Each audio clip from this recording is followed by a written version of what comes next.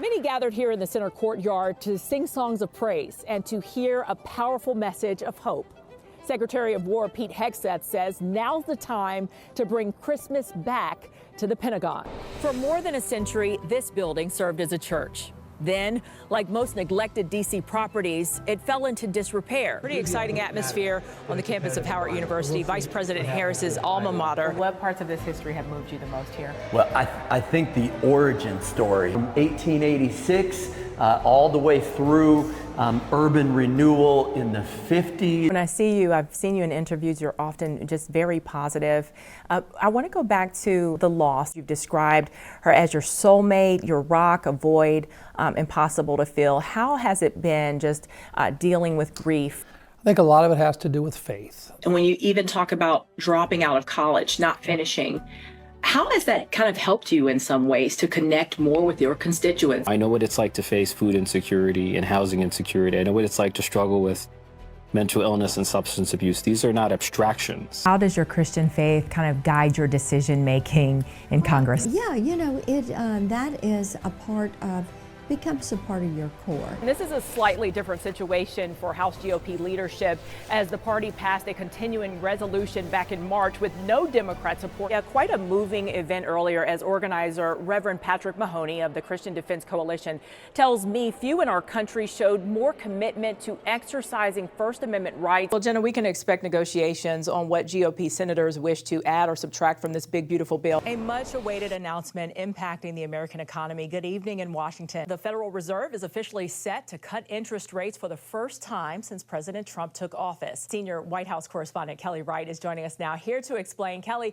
what's the historical significance of the president's visit? Look, this is a big deal. For service members engaging in dangerous military operations, life is extremely stressful.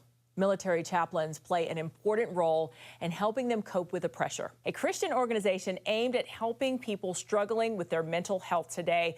Kimberly, thank you so much for joining us. It's been a hard couple of weeks. Many people are feeling confusion or anxiety. Finally tonight, a nonprofit is on a mission to reduce food waste and food insecurity, all with the help of one creative app. While Maine's senior senator strongly supports extending tax relief for families and small businesses, Collins tells me drastic cuts to PEPFAR, a successful program for international AIDS relief, is a key reason she will not support the current bill. It's hard to think of a more pro-life program than PEPFAR when you think about how many babies' lives have been saved as a result. Since voting no on the Senate version of the big, beautiful bill, Collins now faces another hurdle within her party. Cutting this program will literally cost lives, and that's why I've made it very clear that I will not support the hundreds of millions of dollars that the OMB has proposed. As the Senate looks to restore another $9.4 billion in cuts next week, the Appropriations Committee chair is racing against the clock. When you look at PEPFAR, warning Office of Budget and Management Director Russell Vought against slashing another $400 million in PEPFAR funding. There aren't very many programs where we can point to such great results as PEPFAR, saving 26 million lives. The Emergency AIDS Relief Plan, created back in 2003 during the Bush administration, is credited for helping various countries, especially in Africa and Asia, address the AIDS epidemic and save lives. Since then, the program has cost the U.S. about $6.5 billion every year. Those pushing for cuts believe PEPFAR was not intended to be a permanent solution. Foreign aid and development programs are programs that end, and they end because they achieve their goal. Secretary of State Marco Rubio believes the U.S. mission should be empowering developing nations to take more ownership while improving delivery of medical treatment. Collins still isn't confident that would help all patients get what they needed. We're on the brink of an exciting new vaccine that's going to be able to be given to people just twice a year rather than having to take medication every day. Concerns extend beyond party lines to the church, where Christian organizations played a key role in creating PEPFAR. Hi, Senator Haggerty. Hi, this is Amy Grant. Recently, Christian pop singer Amy Grant showed support by stopping her concert in a Nashville church to call Senator Bill Haggerty's office. Here in Nashville, we want to see full funding of PEPFAR so that we can stay on track to end the HIV/AIDS epidemic by 2030. From a Christian perspective, you mentioned pro-life. Why should this matter? We all have a moral obligation toward our fellow human beings. That's certainly, from my perspective and my religion's perspective, what Jesus Christ would want us to do.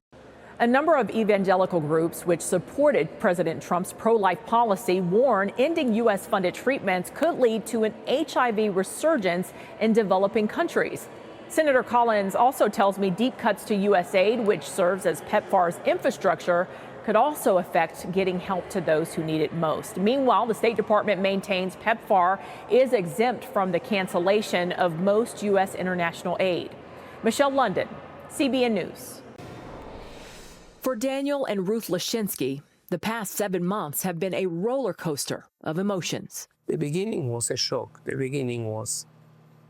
beginning, you are not here. You just function and do the things you need to do. What prompted your visit here to D.C. now? We wanted to pay honor to them, to see the place where they were murdered. And also, we wanted to see his workplace, to meet the friends and the security people, to talk to them, to know more about the incident. During their visit, Daniel and Ruth stopped here at the Capitol Jewish Museum. It's the place where the gunman fatally shot their son Yaron and future daughter-in-law. They told me a key reason for traveling to Washington is to gain more clarity. The event itself, there were people from all over the world. There are young diplomats from all over the world. So how he singled out the 4 Israeli or Jewish people that they were at this event, that's for me incredible. Daniel tells CBN News he was also shocked that the FBI field office and historic synagogues sit so close to where his son and Sarah were killed. 30-year-old Yaron had worked at the Israeli embassy for a little over 2 years. Yaron, he's been described by friends as a man of purpose, respectful and kind. Can you show us the type of man Yaron was through the lenses of mom and dad?